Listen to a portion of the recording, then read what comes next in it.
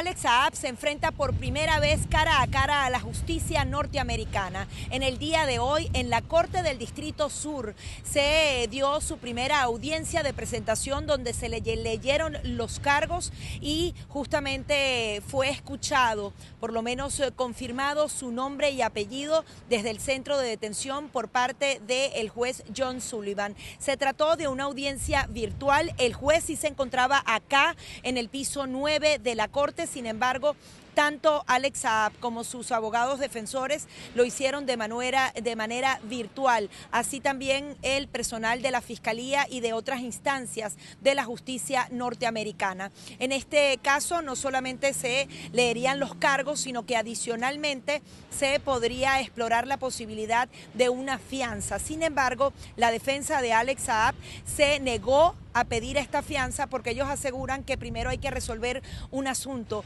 y es el supuesto estatus diplomático que tendría Alex Saab, y es por ello entonces que ellos pidieron no una fianza, sino que se explore esta posibilidad. También pidieron que el juez facilitara lo antes posible una reunión entre Alex Saab y sus abogados defensores. Él apareció por primera vez de manera virtual justamente en este centro de detención vistiendo la braga naranja a las 1:11 de la tarde. Posteriormente tuvieron que apagar su cámara porque se demoró un poco más de tiempo los preparativos para celebrarse esta audiencia. Aproximadamente a las 1:37 de la tarde comenzó esta audiencia, que fue muy corta, fue aproximadamente unos 10 minutos para justamente confirmar que se trataba de él. Él contó con la ayuda de una intérprete para justamente escuchar cada uno de los puntos de esta audiencia y así sus abogados defensores pedir que se considere como un diplomático venezolano. Pero nosotros queríamos justamente darles algunos de los detalles en una entrevista previa que hacía mi compañero Sergio Novelli a uno de los abogados que conoce en detalle cómo funciona el sistema de justicia y qué se puede esperar en los próximos días sobre la justicia en este caso y cuánto podría demorar. Vamos a escuchar. En una semana o dos tendremos la segunda audiencia. En el transcurso de ese momento en adelante, la Fiscalía tendrá 14 días en teoría para presentar pruebas, pero van a pedir más tiempo. Y a los 70 días se podría pronunciar un juicio. Eso es en el reglamento, pero normalmente en un caso como este el juicio no sería hasta más adelante, quizás un año y medio más, dependiendo de el volumen de pruebas y la defensa que quiera montar el señor Saab. Hay una ley de lavado de activos que dice que si tú haces una transacción financiera dentro de este país con dineros mal habidos, así hayan sido de la luna, de otro planeta, de Venezuela o donde sea, el delito está cometido aquí porque la transacción financiera se cometió aquí, y el lavado de activos son dos partes. Es transacción financiera con dinero mal habido. Entonces, aunque el dinero, entre comillas, mal habido, se logró en el exterior, la transacción sucedió en el interior del país y la jurisprudencia permiten una acusación y un encarcelamiento y todo por ese delito. Minutos antes de que se iniciara esta audiencia contra Alex Saab, el venezolano José Colina, quien es el presidente de BPEX, de esa organización que justamente atiende a los exiliados y perseguidos venezolanos, aseguraba que esto es un gran triunfo para todos los venezolanos. Que a nivel internacional la hay, y esto es un hálito de esperanza para todos los venezolanos que se habían desesperanzado porque habían visto cómo los corruptos habían logrado su objetivo. Con este señor en esta corte enfrentando cargos por corrupción, pienso que le da un hálito de esperanza a todos los venezolanos y, por supuesto, atemoriza un régimen de Maduro que cada día está más comprometido.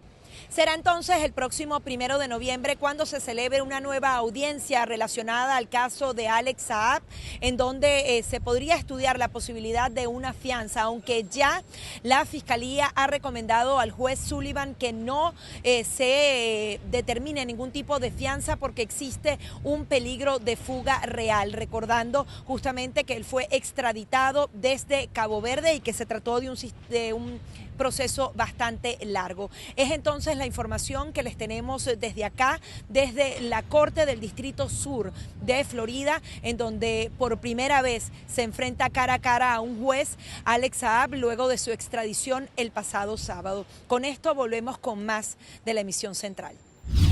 La oposición de Venezuela pide al gobierno continuar con las negociaciones. La delegación opositora que participa de los diálogos en México hizo un llamado el domingo a los representantes de la administración de Nicolás Maduro a retomar las conversaciones para poner fin a la crisis política del país. El oficialismo se marginó de la tercera ronda de diálogo luego de la extradición a Estados Unidos del empresario colombiano Alex Saab. Exhortamos a la contraparte a reanudar cuanto antes las sesiones en México para producir los acuerdos necesarios. Saab estaba detenido en Cabo Verde y fue enviado a Estados Unidos, que lo acusa de lavar dinero para el gobierno venezolano. Ninguna persona es más importante que todo el pueblo venezolano.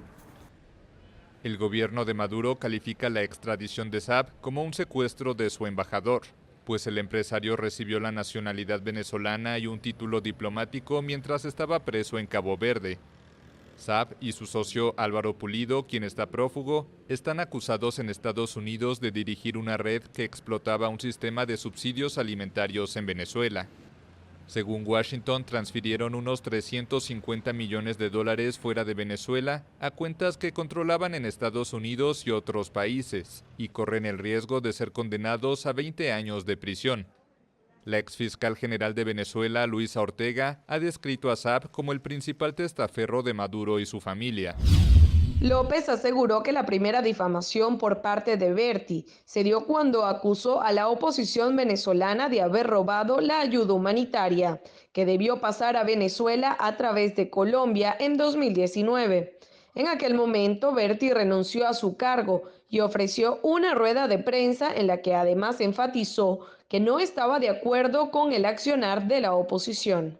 López recordó que Estados Unidos aclaró que la oposición no tenía la potestad de manejar los fondos de la ayuda humanitaria, por lo que sería difícil cometer corrupción con el dinero. El dirigente de Voluntad Popular explicó que estos mismos señalamientos de corrupción causaron el allanamiento en Venezuela de la casa de Kevin Rojas, quien es dirigente de Voluntad Popular, y que Calderón Berti afirmó que estaba vinculado a la ayuda humanitaria. De igual forma, detallaron que 147 organizaciones han implementado proyectos en Caracas y los 23 estados del país y 335 municipios con acción de respuesta. OCHA Venezuela señaló que la ayuda humanitaria se centra en alimentación, saneamiento, agua e higiene, nutrición, seguridad alimentaria, enseres, educación, así como protección a niños, niñas y adolescentes. Instó a las autoridades a permitir el libre derecho de sus labores, no permitir ataques en contra de los activistas e investigar cuando se cometen actos en contra de los defensores de derechos para así combatir la impunidad. Por su parte, condenaron las condiciones en las que fueron detenidos Javier Tarazona y Omar de Dios García, cuya acción se hizo sin orden judicial. Fueron capturados mientras se encontraban en una institución garante del respeto de sus derechos humanos. La comisión exigió información fidedigna de las condiciones de salud y jurídica de los defensores de Javier Tarazona, José Rafael Tarazona y Omar de Dios García, al tiempo que pidieron el otorgamiento de una medida humanitaria por razones de salud a los detenidos. Mayerlin Ochino, candidata a concejal de la Alianza del Lápiz, aseguró que un grupo de mujeres fueron agredidas por el grupo de Enrique Sierra. A su vez, afirmó que mostrarán las pruebas que demuestren que ellos tenían intenciones de solo ir en contra de las mujeres. Explicó que el grupo del candidato electoral Tomás Guanipa también las agredió y además aprovechó para invitar a la población a votar por una opción independiente a la mesa de la Unidad Democrática. Pero resulta ser que en el día sábado nosotros fuimos víctimas por parte del equipo de Tomás Guanipa y de la MUD de esas mismas agresiones. Ellos se están comportando exactamente igual que el chavismo y eso es contra lo que nosotros hemos venido luchando, con un mensaje coherente, con un mensaje donde unificamos, y desde aquí le hago un llamado a la mujer caraqueña y a todos los caraqueños a que nos unamos con los independientes. La candidata aseguró también haber sido víctima de la agresión y explicó que los hombres tenían armas blancas y botellas. El anuncio presentado por Nicolás Maduro el día de ayer en cuanto a la posible flexibilización del país del 1 de noviembre al 31 de diciembre ha traído opiniones encontradas entre los caraqueños, quienes aseguran que de implementarse esta medida, las personas deberían seguir cumpliendo con los protocolos sanitarios para evitar la propagación de la COVID-19. Yo pienso que este anuncio que hizo ayer el presidente es una medida muy pronta. Creo que no está midiendo circunstancias reales. Pienso que debería tomarse un poco más de tiempo y pensarlo de verdad con certeza, porque no sabemos las consecuencias que esto pueda traer, sin duda alguna. Creo que es lo más propio de pensar. Oye, que es una locura total porque hay muchos casos COVID, muchos niños más que todo lo están afectando lo que es esta epidemia, este virus que hay. Y bueno, yo no estaría de acuerdo en lo que es las clases, la flexibilización que hay. ¿Cómo ve día a día usted que se mantiene en las calles, esto de la gente cuidándose con tapabocas? ¿Cree que sí se cumplen las medidas? El 100% no, porque muchos lo toman como un juego y piensan que es una broma lo del COVID, lo del virus. ¿Ya su familia ha sido vacunada? Sí. Pero el COVID existe, el COVID está ahí, cuídate, mantén la distancia. Yo estoy solo, no tengo el tapabocas porque estoy solo a mi alrededor. Una vez que estemos juntos tengo que usarlo, por supuesto. Pero eso no impide para que un país no siga funcionando. Había SIDA, todo el mundo, el escándalo con el SIDA. Ahora ya sabemos vivir con el SIDA. Ahora es el COVID, también tenemos que aprender a vivir con el COVID. Ya vendrán otras enfermedades que siguen matando gente y nos tenemos que adaptar a ello. Mira, yo pienso que está bien porque la mayoría de la gente se está vacunando y ahí creo que aquí y allá el 70% de la población que ya está vacunada. Bueno, yo tengo la primera dosis, ya me falta la segunda dosis el 26 de este mes y yo pienso que la mayoría de la gente, la mayoría de los países también están prácticamente abriéndose un poquito más las fronteras. Bueno, yo creo que está bien, está perfecto.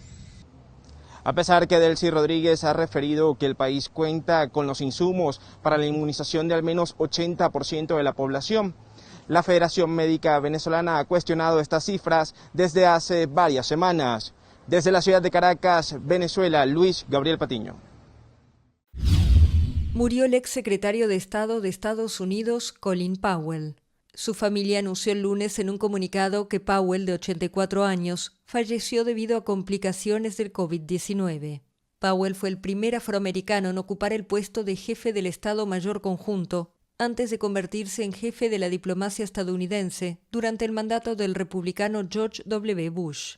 Defensor de la guerra en Irak, en febrero de 2003 pronunció ante el Consejo de Seguridad de la ONU un largo discurso sobre las armas de destrucción masiva que supuestamente poseía Irak, argumentos que fueron la base para justificar la invasión de ese país. Años más tarde, admitió que eso fue una mancha en su reputación. El diplomático llegó a Quito, donde mantuvo un encuentro con el presidente Guillermo Lasso y el canciller Mauricio Montalvo en el Palacio de Carondelet, sede del gobierno. Lasso reiteró que fortalecerán la cooperación bilateral en materia de seguridad y defensa, lucha contra la corrupción, asuntos migratorios, vacunación, comercio, ambiente, desarrollo y economía. We have a lot of work to do as well as with the foreign minister, but I'm just very grateful to be here and thankful for your reception. Thank you. Gracias. Bienvenido. Muchas gracias, señor presidente. Es maravilloso estar aquí con todos ustedes en Ecuador y un placer especialmente de acompañar al señor presidente.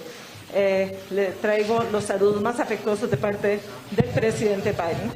Blinken llegó al país en medio de un repunte de la inseguridad y una crisis carcelaria con cientos de muertos de por medio, fenómenos que el gobierno ecuatoriano vincula con el narcotráfico, por lo que el jefe de Estado había decretado 60 días de excepción para combatir el crimen organizado. Además, se espera que durante esta visita se converse sobre las tensiones políticas en Venezuela. En Venezuela, es decir, las condiciones no son unas condiciones que permitan decir que son estas unas elecciones libres, justas y verificables. Y yo creo, Sergio, te lo digo con toda la sinceridad, que nosotros tenemos que hablarle claro a la gente, porque en el 2017 Yo recuerdo que se le dijo en la campaña electoral era, si votamos, ganamos. Esta será tu última cola. Vamos a ir a la elección y ganaremos 23 gobernaciones. Y no fue así. Y más que haber perdido, la gran frustración que se generó fue por haber tenido una expectativa tan alta que luego se enfrentó a una muralla. Yo creo que a este evento que se va a dar el 21 de noviembre hay que ir con los pies sobre la tierra, hablándole muy claro a los venezolanos. El dirigente explicó que la razón de participar en las elecciones es para hacer frente a la administración de Nicolás Maduro en todos los ámbitos, pero no prevé que los resultados sean favorables para la oposición, por lo que reiteró la importancia de manejar las expectativas sobre los resultados electorales. El regreso a los salones de clases parece ser una medida sin vuelta atrás, según lo informó el propio Nicolás Maduro para dar inicio a este nuevo año escolar, y desde entonces docentes e instituciones se preparan para el recibimiento de estudiantes. El retorno a clase debe hacerse inmediatamente. La infraestructura de nuestros colegios del sector privado se encuentra totalmente en su plenitud, a capacidad. Estamos preparados inclusive desde el año 2020 y para el día 25 de octubre tenemos toda la capacidad. Asimismo, un déficit que tenemos para el inicio, que el 35% del estudiantado no se ha inscrito, no se ha registrado, no ha hecho continuidad. Es decir, que los padres erróneamente ni han hecho retiro formal porque dicen que si no empiezan presencial no lo voy a inscribir, cosa que es verdaderamente un error. Igualmente tenemos que entender que si hay un estado donde se encuentra el COVID en alta incidencia, bien lo dice la Comisión Nacional de la Salud, donde Caracas, Esparta, Vargas, Carabobo, Miranda son los que están haciendo, no hace falta cerrar todo el 100% de las instituciones educativas del país. Por otra parte, padres y representantes se encuentran en la búsqueda de los locales y toldos que ofrezcan mejores paquetes para cubrir la lista escolar.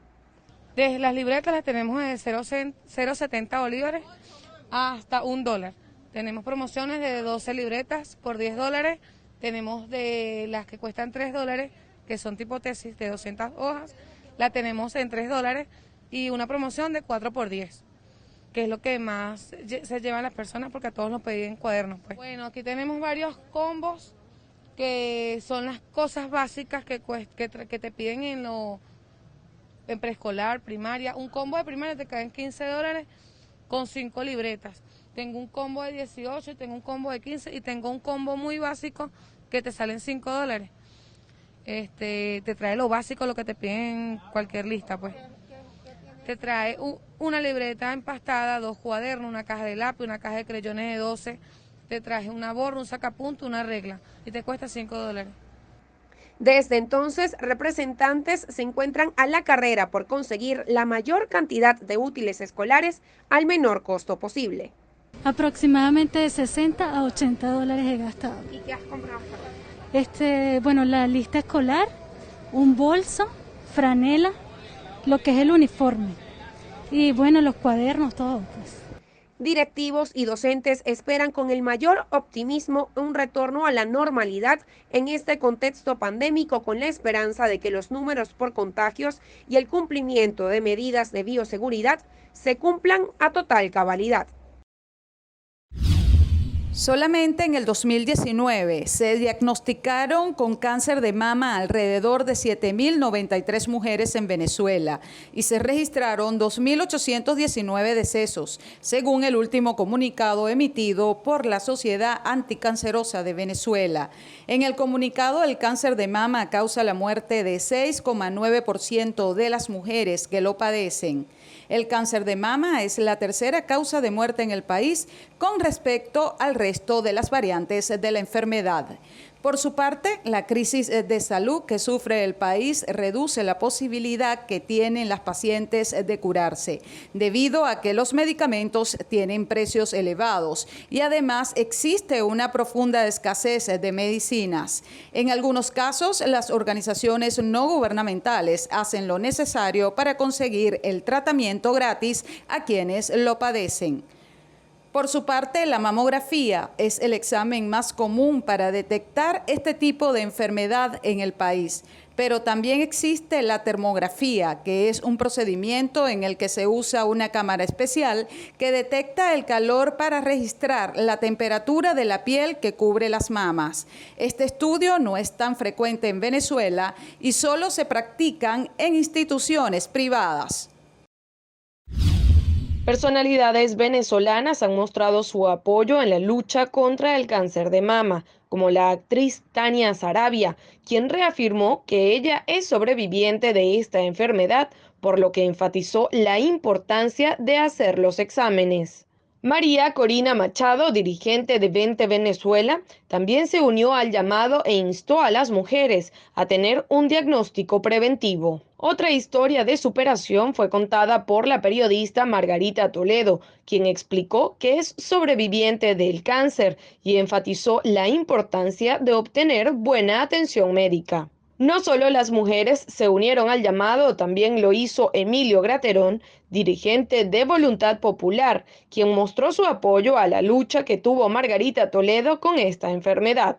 La actriz Patricia Sanz-Gruber enfatizó que cada 19 de octubre se celebra además la valentía de las mujeres que padecen cáncer de mama. El avión, un McDonnell Douglas bimotor, fue consumido casi por completo por las llamas, pero solo hay un herido reportado, según el Departamento de Bomberos de Katy, al oeste de Houston.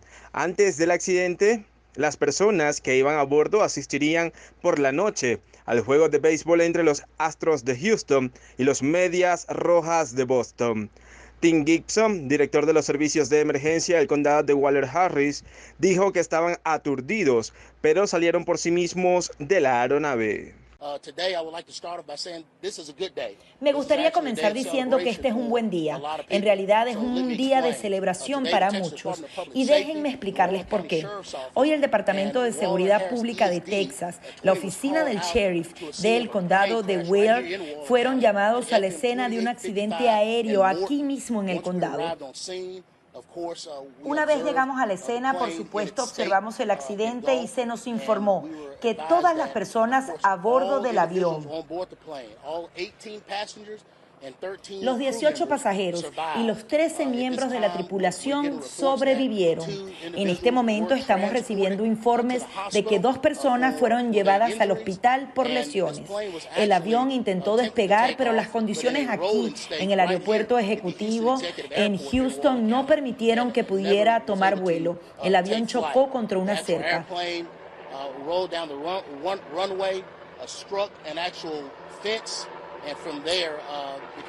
Estamos agradecidos de que todos los pasajeros y los miembros de la tripulación pudieron salir por sí mismos, y fue entonces cuando llegaron los equipos de emergencia para extinguir el fuego. Nuevamente, hoy es un buen día para todos, también para esta comunidad y los socorristas. Sabemos que el avión se dirigía a Boston saliendo de este lugar. Esa es la información que tenemos por el momento.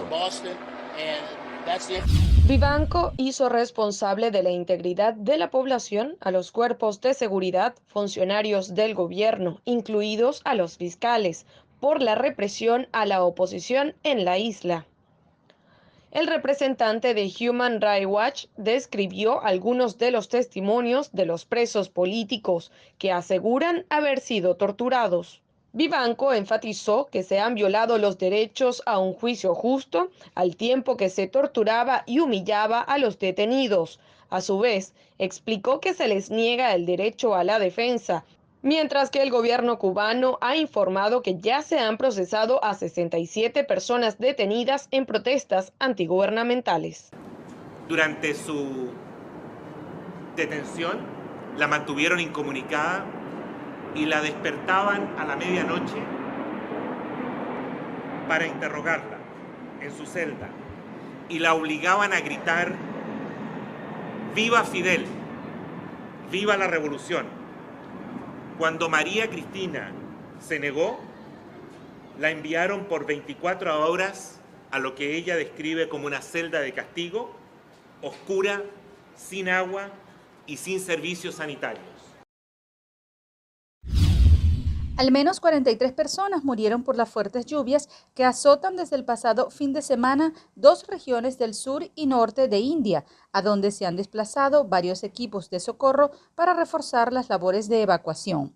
Debido a las intensas lluvias que se registraron en esta región norteña del país, algunas carreteras han quedado bloqueadas y los deslizamientos de tierra causaron daños en las casas.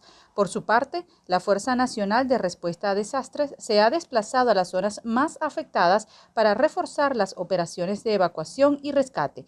No obstante, pese a la mejora de las condiciones en Kerala, tanto esta región costera como las colindantes esperan la llegada de intensas precipitaciones en los próximos días.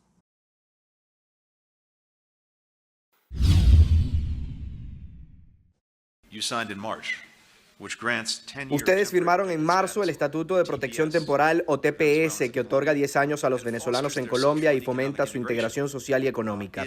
Es simplemente un modelo para la región y en muchos sentidos un modelo para el mundo. Gracias. Con la ayuda de Estados Unidos, más de 1.3 millones de venezolanos en Colombia han iniciado el proceso del registro del TPS. También para agradecer la colaboración económica y técnica que ha brindado Estados Unidos a través de su agencia de cooperación USAID, donde estas tarjetas que yo le mostraba a usted del estatus de protección temporal que estamos entregando han sido también financiadas con el apoyo de los Estados Unidos y que esperamos distribuir el primer millón antes de concluir este año 2021, hasta llegar en el primer semestre del año entrante al 1.800.000 migrantes. Pero quiero también agradecer cómo Estados Unidos ha aportado también recursos con desembolsos mucho más rápidos que otros países donantes para atender situaciones específicas de la comunidad migrante en nuestro territorio. Hemos querido dirigirnos al país en ocasión de información que hemos compartido de grave dimensión y que sin duda ha tocado las fibras más profundas de nuestro pueblo. Nos referimos a los delitos de persecución, odio y xenofobia de las cuales son víctimas los migrantes venezolanos en la República de Colombia y en otros países que conforman el Cartel de Lima. De que Venezuela va a remitir al gobierno de Iván Duque ante la Corte Penal Internacional. Hay sobrados elementos, evidencias, pruebas que demuestran la persecución, el odio, el exterminio contra los migrantes venezolanos. Abonando ese camino, el día de hoy hemos enviado comunicación a la alta comisionada de Derechos Humanos de las Naciones Unidas, la doctora Michelle Bachelet. Indicó que las acciones u omisiones de las autoridades colombianas en la protección de los derechos humanos de los venezolanos y venezolanas tiene un impacto real mediante los delitos de odio y discriminación en todas las áreas de la vida social, como el empleo, la vivienda, la salud, entre otros. Por otra parte, Jorge Rodríguez, presidente de la Asamblea Nacional, informó que recibió una proposición aprobada por el presidente del Senado de Colombia para normalizar relaciones diplomáticas y comerciales entre ese país y Venezuela. Relaciones comerciales y protección de las empresas colombianas en Venezuela y protección de las empresas venezolanas en suelo colombiano. Y en tercer lugar, la verificación y el cumplimiento de estos acuerdos. Creo que son buenas noticias para los pueblos de Colombia y de Venezuela.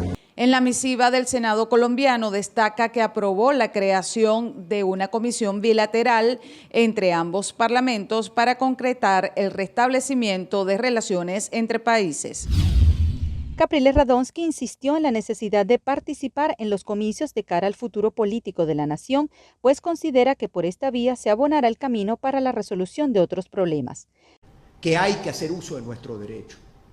Votar no es lo único que hay que hacer, pero no podemos dejar de hacerlo, es mi opinión. Por eso yo voy a votar el 21 de noviembre. Yo no me voy a quedar sin ejercer mi derecho, que hubo en tiempos recientes, no lo hicimos. Bueno, es parte del debate y de las reflexiones que tenemos. Capriles Radonsky también se refirió al tema del retiro del oficialismo del diálogo en México. Pareciera que esto es la excusa, por lo visto, para no querer avanzar. Todos los aliados de Maduro han dicho que están de acuerdo con un proceso de negociación. Toda la comunidad internacional, de un lado y de otro, ha dicho que está de acuerdo con un proceso de negociación. El país necesita soluciones, no solamente en lo político. Eso se inventaron ahora el tema que es diplomático y pasaporte diplomático y todo eso. Uno de los antros, porque así hay que calificarlo, uno de los antros de mayor corrupción, Osmari, con trabajo de investigación hecho por periodistas con mucha seriedad, y otros que han investigado todo lo que ha habido detrás de el tema de los alimentos, haciéndole creer a la gente que se están preocupando de el hambre, cuando el hambre ellos mismos la crearon. Confía en la asistencia de la misión de observación electoral porque es la observación más calificada en el mundo. La observación no viene a legitimar ni deslegitimar a Maduro, viene a observar, señaló. La Audiencia Nacional Española decidió que Carvajal quede a disposición de la Unidad de Cooperación Policial Internacional, que debe materializar la entrega a Estados Unidos. Carvajal, conocido con el sobrenombre de El Pollo, está solicitado en Estados Unidos para ser juzgado por delitos que en España equivalen a pertenencia a organización criminal o pertenencia o colaboración con organización terrorista y tráfico de drogas en su modalidad agravada. El estudiante Daniel Kellis fue asesinado el 10 de abril de 2017 con un disparo en el cuello cuando protestaba a las afueras de su residencia con un grupo de vecinos en la urbanización Los Parques de la parroquia Miguel Peña de Valencia, estado Carabobo. El 1 de mayo de 2018, su madre fue encontrada sin vida en su casa al no soportar el dolor por la muerte de su hijo. 4 años duró el proceso penal contra el subjefe de la policía de Carabobo, Marcos Ojeda, culpable de accionar el arma contra el estudiante Daniel Kellis y el oficial Edien Romero por complicidad necesaria y uso de arma orgánica. Ellos, la madrugada de este jueves, fueron sentenciados a 26 años y 3 meses de prisión por la juez séptimo en funciones de juicio del estado Carabobo, Irma Gil. Por este hecho resultaron detenidos 5 uniformados, de los cuales ya 2 habían sido sentenciados por homicidio calificado y uso indebido de arma orgánica. El candidato a concejal Jesús Bello desestimó que el aspirante a edil Enrique Sierra fuese el promotor de las agresiones en contra de un grupo de mujeres pertenecientes al movimiento político Alianza del Lápiz, quienes también se disputan la alcaldía del municipio Libertador del Distrito Capital. Aunque algunos testigos aseguraron que el enfrentamiento entre las partes inició luego que supuestamente resultara lesionada la hermana de Sierra. Fíjate, Enrique Sierra es nuestro candidato, tercero en la lista, un hombre trabajador, luchador de la parroquia El Junquito. Todo el mundo lo conoce en la zona del Cafetal y en la parroquia El Junquito. Y él no estuvo involucrado, él simplemente estaba allí volanteando, haciendo una actividad, cuando llegaron este grupo de personas de esta tolda política y bueno, se presentó lo que se presentó. Enrique Sierra no estuvo involucrado en nada, de hecho lo trataron de vincular enseñando una foto de otra persona y él simplemente no estaba allí. Para este dirigente político de oposición, la candidatura de Antonio Ecarri hace juego a las políticas del oficialismo y solo busca perjudicar la recuperación de los espacios de gobierno en Caracas a través de la división del voto. Aunque la administración de Maduro aseguró haber cancelado el bono de pensión más un adelanto de los aguinaldos, muchos adultos mayores dijeron que el monto recibido es inferior a lo que pudieran gastar para cubrir la compra de artículos de aseo personal. Consideran que ante el panorama económico el monto a recibir debe estar por encima de los $50. Mis hijos me ayudan. ¿Qué puedo hacer? Mínimo $50, ¿será? Medicina, buena alimentación, porque la tercera edad merita de una alimentación especial, sus medicinas, sus controles médicos, cónchole. Y de aparte de contar todo lo que necesita uno, mi cielo. Sí, los bonitos, sí. Pero ahorita todavía no he recibido nada, nada más la pensión y ya. ¿Qué se puede hacer con la pensión hoy en día, sobre todo? No se puede comprar nada, ni siquiera una harina pan, porque vale 2 millones. Uno no puede comprar nada, chicos. Le dan los bonitos esos, medio compra algo, más nada. Eso no alcanza para nada, compadre. ¿Qué va a alcanzar eso? Eso no llega ni a $4. La vida es muy difícil vivirla, porque todo está caro. Cuando faltan pocas semanas para la llegada de la temporada decembrina, los adultos mayores aseguran sentirse desesperanzados al no tener cómo cubrir algunos gastos preestablecidos por las Navidades. Estados Unidos prevé comenzar a vacunar contra el COVID-19 a niños de 5 a 11 años a partir de noviembre. Una medida que hará que 28 millones de personas más puedan ser inmunizadas en el país. Por su parte, la farmacéutica Pfizer solicitó autorización para aplicar su vacuna anti-COVID en este grupo de edad a principios de este mes y la cuestión será debatida por 2 paneles de expertos. Un juez del Tribunal Supremo de Estados Unidos rechazó una demanda de trabajadores del sector salud del estado de Maine en contra de la obligatoriedad de vacunarse contra el COVID-19. Todos los trabajadores sanitarios de este estado tendrán que estar vacunados antes del 29 de octubre. Los trabajadores del volante aseguran que en ocasiones deben pasar hasta 2 horas en las paradas sin obtener ningún tipo de ingresos y que el precio de sus servicios supera los $5 para los tramos de movilización cortos. Como todos, bueno, estamos en un país, nos hemos adaptado a todo. Bueno, que prácticamente trabajamos con la clientela que ya tenemos fija, pues ha disminuido bastante, ya por lo menos manejamos un 100%, ahora estamos alrededor del 60%, pues, a nivel de clientes. Y a nivel de parada, bueno, dura hasta 2, 4, 5 horas aquí para que pueda salir una carrera. Bueno, una parada mínima vale $5. Bueno, ahí te guía, depende. Entonces uno tiene que ser competitivo también. Eso ya queda en el cliente y el conductor, pues. Sin embargo, al comprar estas tarifas con los montos establecidos por las aplicaciones, la diferencia supone alrededor de los $3, siendo para los usuarios más rentable y seguro realizar su traslado con quienes ya están afiliados en estos servicios. El premio también destaca su combate por la democracia y contra la corrupción en Rusia. A su vez, el titular del Parlamento Europeo, el italiano David Sassoli, destacó que sus esfuerzos le han costado la libertad. También la eurodiputada finlandesa Heidi Hautala pidió la libertad inmediata de Alexei Navalny. La organización de Navalny, prohibida en Rusia desde hace algunos meses, afirmó que el Sájarov, al opositor encarcelado, recompensa a todos los rusos que luchan por la verdad. Una comisión investigadora del Senado brasileño recomendó este miércoles imputar al presidente Jair Bolsonaro por 10 delitos durante la gestión de la pandemia por crímenes contra la humanidad. La Comisión Parlamentaria de Investigación CPI aseguró que durante 6 meses las acciones del gobierno durante la pandemia dejó más de 600.000 muertos en el país.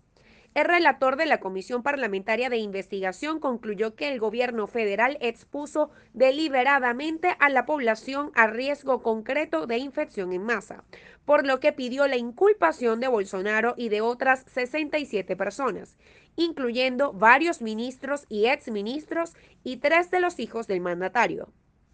La CPI no tiene el poder de hacer denuncias formales. Se anunció que se responsabilizaría al mandatario de cargos como crímenes contra la humanidad, epidemia, charlatanería y prevaricación, pero que se retiraban los cargos de homicidio y genocidio de poblaciones indígenas por desacuerdos en el seno de la comisión.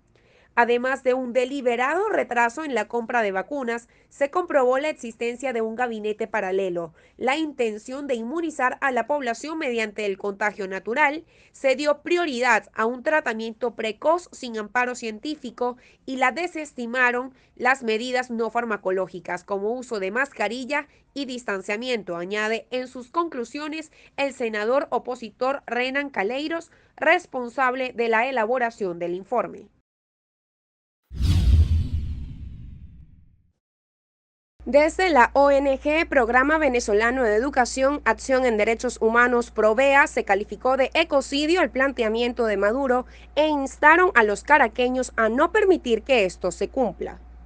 Las autoridades de las ciudades comunales van a asumir competencias y recursos que hoy corresponderían a gobernaciones y alcaldías y finalmente alertamos los riesgos que existen es que estas autoridades no electas por el voto popular asumieran funciones como por ejemplo la de la seguridad ciudadana.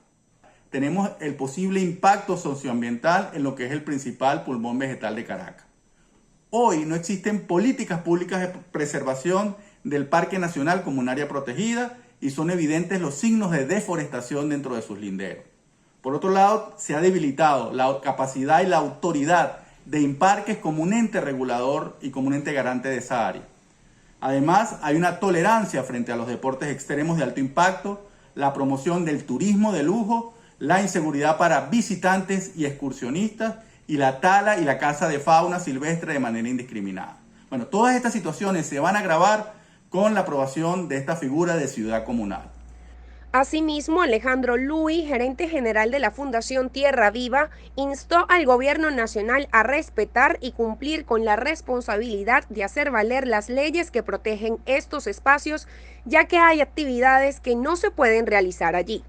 La función principal de un parque nacional, como en el caso del Parque Nacional El Ávila o Guarello Repanga, es la conservación de nuestra diversidad biológica, es decir, nuestros ecosistemas, sus animales y sus plantas.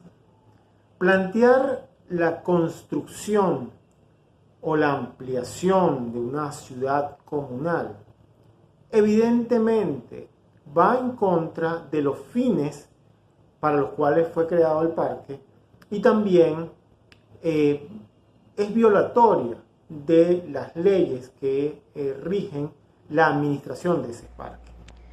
Asegura que esto podría convertirse en un precedente negativo para la preservación de la naturaleza y atentar contra el ecosistema de la ciudad capital. Ciertamente ya finalizó el 9º diálogo de alto nivel entre Colombia y Estados Unidos. Desde acá, desde el Palacio de San Carlos, la vicepresidenta de la República y canciller Marta Lucía Ramírez dejó muy claro que tocaron diversos temas. Entre ellos resaltó que Colombia y Estados Unidos seguirán siendo aliados estratégicos, pero además hizo especial referencia en cuanto al tema migratorio.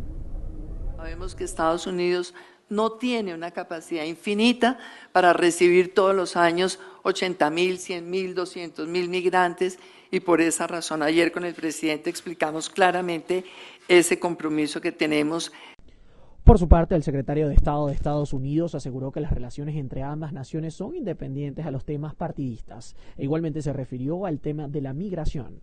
Estados Unidos estamos trabajando de la mano para atender las necesidades humanitarias urgentes de 1,8 millones de venezolanos desplazados en Colombia, gracias en gran medida a la gran generosidad del presidente Duque y del pueblo colombiano. A la vez, estamos animando a nuestros socios en la región para que se unan a este esfuerzo para abordar estos desafíos migratorios en este hemisferio. También informaron que en Perú se realizará la próxima reunión para tocar el tema de la migración en la región, evidentemente para disminuir la posibilidad de tráfico de migrantes. Con esta información me despido, yo soy José Arnaldo Mujica para BPI TV, desde Bogotá, Colombia. Los abogados alegaron que se violó el debido proceso a la hora de enviar a Saab a Estados Unidos, por lo que interpusieron la petición ante el Tribunal Constitucional de Cabo Verde. Además, aseguraron que el certificado de extradición emitido el pasado 13 de octubre es inválido. También explican que se han llevado al empresario por la fuerza desde la casa en donde se estaba quedando, sin notificarle previamente a sus abogados. Además, alegan que el caso no fue remitido al órgano competente para hacer efectivo el envío de forma legal. La Sala de lo Penal de la Audiencia Nacional de España decidió rechazar la solicitud presentada por el juez Manuel García Castellón para que Carvajal pudiera declarar el próximo 27 de octubre. El juez García Castellón había citado a Carvajal para declarar como testigo en el caso abierto por el presunto financiamiento del oficialismo el partido político español Podemos. Sin embargo, los magistrados de la Audiencia Nacional consideraron que la supuesta voluntad de Carvajal de pretender colaborar con la justicia española sería una maniobra para dilatar el proceso. El fiscal general de la República, Tarek William Saab, recordó que el juicio se está desarrollando en el Tribunal 29 del Área Metropolitana de Caracas, luego que la Sala 8 de la Corte de Apelaciones anulara la sentencia absolutoria del Tribunal 15 de Juicio y ordenó la realización de un nuevo juicio oral y público contra el funcionario Arly Méndez. El Ministerio Público ha logrado comprobar, más allá de toda duda razonable, la responsabilidad plena del hoy acusado por los delitos de homicidio calificado, ejecutado con alevosía y por motivos fútiles, así como el uso indebido de arma orgánica. Este viernes, es decir, el día de mañana, serán evacuados 4 órganos de prueba adicionales y se espera que el Tribunal 29 de Juicio presente las conclusiones. Entre los órganos de prueba presentados por el Ministerio Público se encuentra la experticia realizada al arma de fuego que para el momento de los hechos fue utilizada por el acusado. Se aprobó una ley que autoriza a los galenos formados en el extranjero a ejercer en esa ciudad sin pasar un examen local, una medida criticada por el sector que teme la entrada de profesionales menos cualificados, especialmente de China continental. El gobierno afirma que la medida busca remediar la escasez crónica de especialistas en este centro financiero internacional que cuenta con 2 médicos por cada 1.000 habitantes, una cifra inferior a la mayoría de los países desarrollados. La ministra declaró que los médicos formados en el extranjero serán vigilados de cerca y deberán cumplir con una lista de condiciones. Medidas concretas. Eso pidieron el miércoles a Estados Unidos los presidentes de Panamá, Costa Rica y República Dominicana para frenar la migración irregular de haitianos en América Latina. Hemos recomendado un programa de inversiones públicas, de infraestructuras públicas para generar empleo. O sea, programas de infraestructuras públicas para generar empleo masivo para que la gente en Haití, los haitianos se queden en su país, que vean en Haití progreso, porvenir. Haití no se puede dejar solo, pero tampoco que se nos puede dejar a los vecinos, que es una responsabilidad que ya también está afectando a toda la región, como dijo Nito, y la solución en Haití, para Haití, está en Haití, acompañando a los haitianos. La frontera selvática entre Panamá y Colombia se ha convertido en un corredor para la migración irregular, principalmente de haitianos. En 2021, según cifras oficiales panameñas, más de 107.000 personas procedentes de Sudamérica han cruzado la selva del Darién para atravesar América Central en su ruta hacia Estados Unidos. Ese número casi equivale al acumulado de los 6 años anteriores. República Dominicana, que comparte isla con Haití, también es receptora directa de la migración irregular de personas de ese país. En octubre de este año, video de vigilancia captó el momento en que una niña salvadoreña de 7 años, aferrada a la espalda de un traficante, se deslizaba por una cuerda desde lo alto de una sección del muro fronterizo en el centro California. La dejó, él se regresó y la niña quedó sola ahí, sin comida, sin agua. Casos de contrabando y abandono de niños migrantes en la frontera están aumentando. Según un informe de la patrulla fronteriza, entre octubre del 2020 hasta septiembre de este año, encontraron a más de 130.000 menores no acompañados en la frontera. En este mes de octubre hemos tenido ya 33 casos de niños no acompañados que han cruzado la frontera.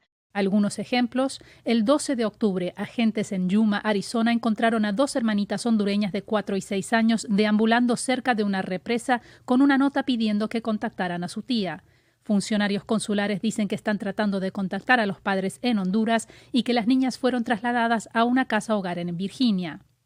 En junio, agentes de San Diego rescataron a una niña guatemalteca de 5 años abandonada cerca de San Isidro, California.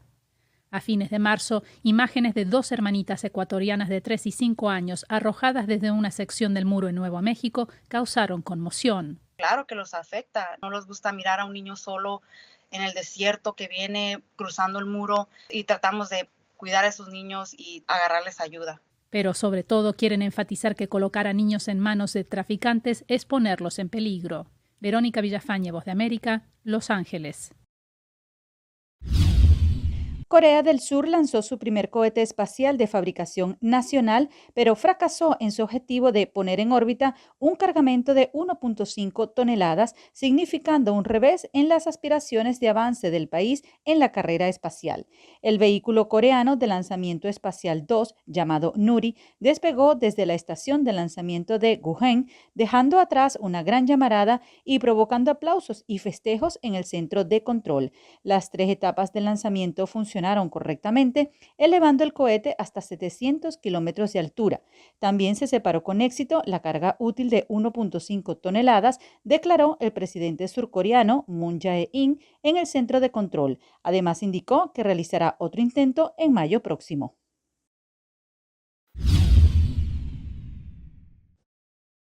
Pulido fue señalado en agosto del 2021 por presunto cargo de conspiración para cometer lavado de dinero y de lavado de instrumentos monetarios. Junto a él, otras 4 personas fueron acusadas por los mismos delitos en el Distrito Sur de la Florida.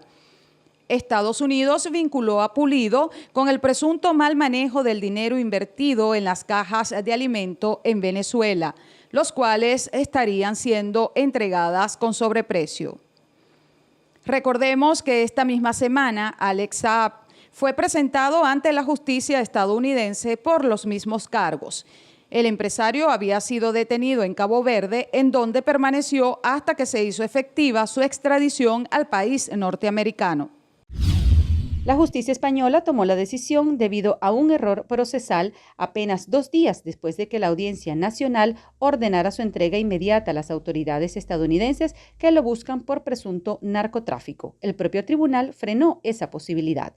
Ante un recurso de la defensa de Carvajal, la Audiencia Nacional halló un defecto de forma en un auto judicial anterior del propio tribunal, por lo que ha acordado suspender la materialización de entrega a Estados Unidos del general retirado hasta que se arregle. El tribunal no especificó cuánto tiempo podría tomar en corregirse el error para que el proceso vuelva a ponerse en marcha. Los 3 detenidos estaban recluidos en el Centro Nacional de Procesados Militares, la conocida cárcel de Ramo Verde en Los Teques. Por este caso, 9 funcionarios fueron sentenciados. 4 de ellos están en sus hogares debido a que presentan patologías. Otros 2 ya cumplieron de manera íntegra sus condenas a 16 años y 8 meses y 17 años y 10 meses respectivamente. Pero aún quedan 3 funcionarios privados de libertad: Erasmo Bolívar, Luis Molina y Héctor Robaín, quienes fueron condenados a 30 años de prisión. Para el presidente de la Asociación Venezolana de Derecho Tributario, Juan Carlos Castillo, las exoneraciones del IVA deben aplicarse de manera muy limitada para no romper con la estructura del impuesto. Sin embargo, en este particular caso, que está vinculado con la educación de los niños y jóvenes en Venezuela, creemos que más allá de los tecnicismos en materia del IVA, se trata de un beneficio importante que permite abaratar y facilitar la... Con respecto a la propuesta hecha desde los sectores empresariales para derogar el impuesto a grandes patrimonios, esto nos declaró.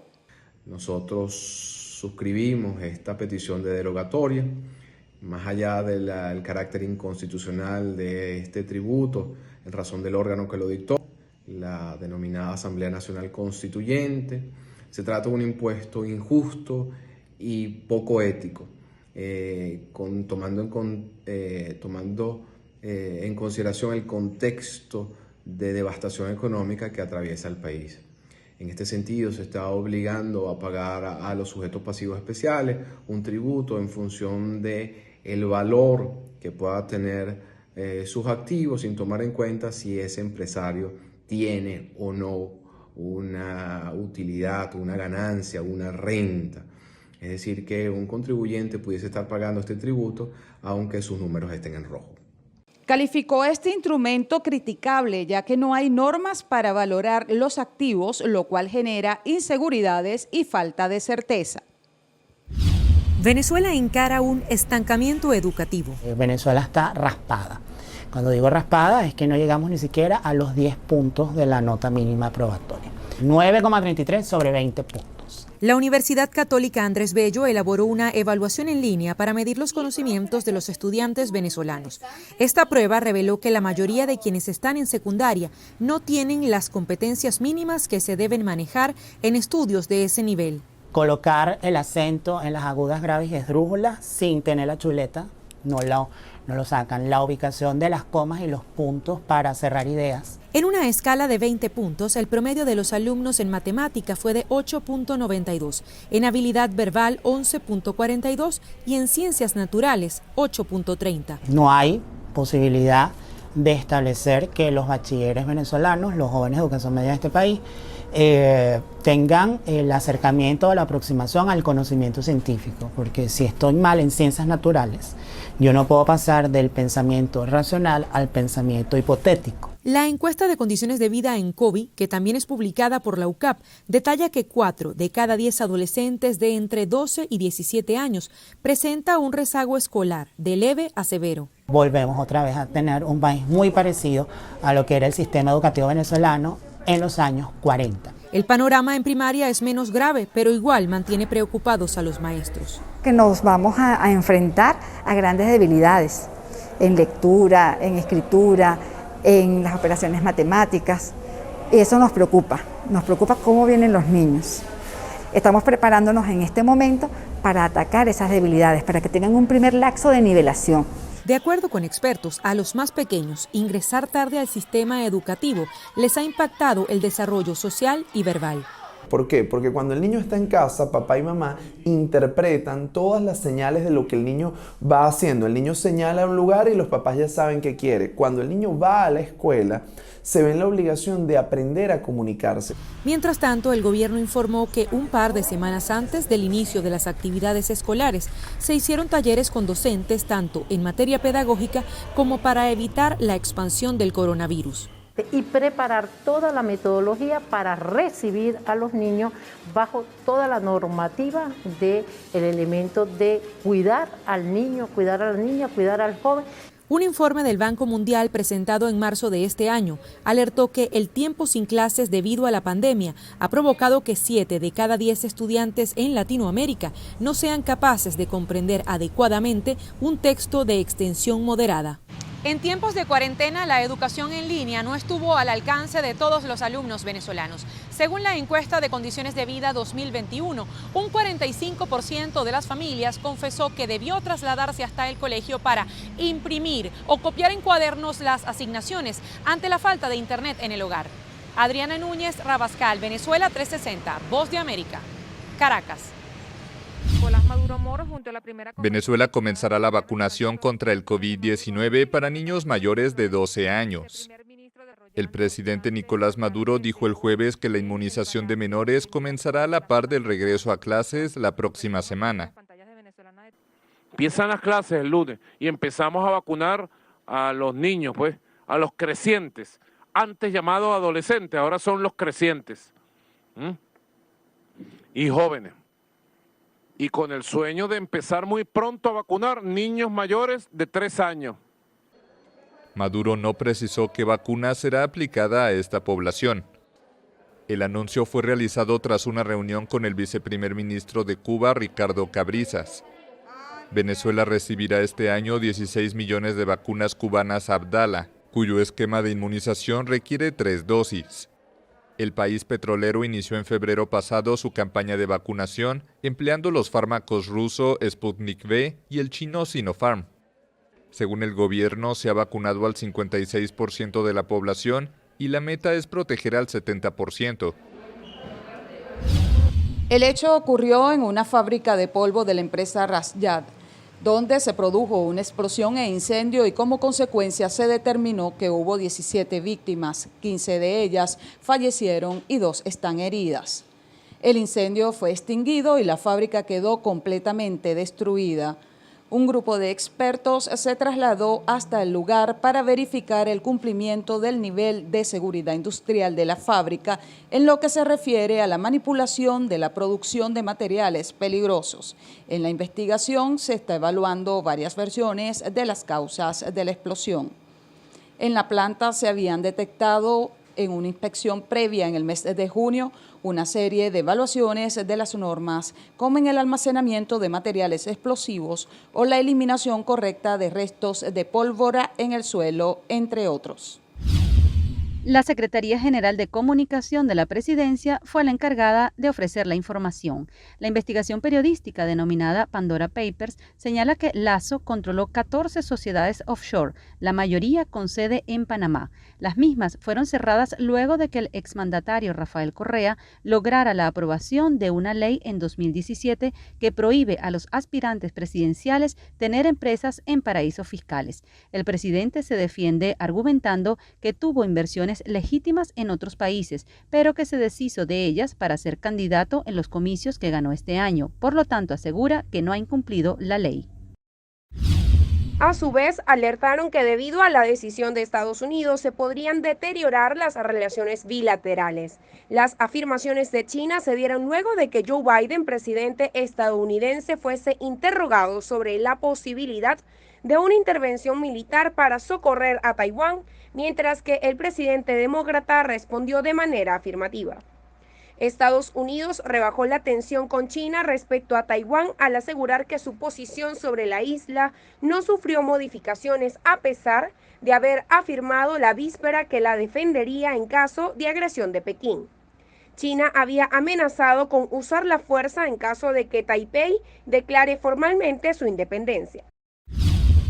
El accidente en el que se ha visto involucrado el actor estadounidense Alec Baldwin, que mató a una persona e hirió a otra al disparar una pistola que supuestamente era de fogueo durante un rodaje de una película, recuerda a otros parecidos que ha tenido lugar mientras se rodaban películas o videos musicales. La mujer fallecida ha sido identificada como la directora de fotografía Alina Hutchins.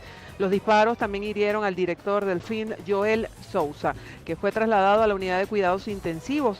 Alec Baldwin asegura sentirse consternado tras este incidente y señala que no hay palabras que expresen su tristeza. Pero ahora les contamos sobre algunos accidentes fatales ocurridos en el set de películas.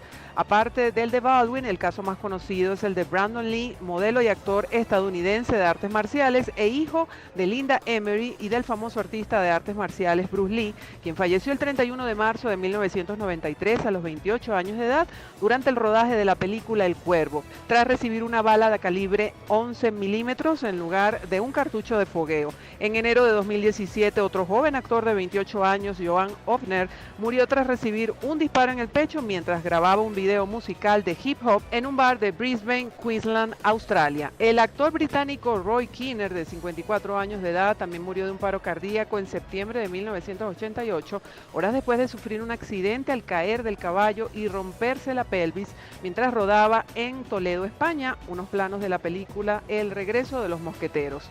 En Venezuela también ocurrió una tragedia similar en 1981 durante la puesta en escena de una obra de teatro de Javier Vidal.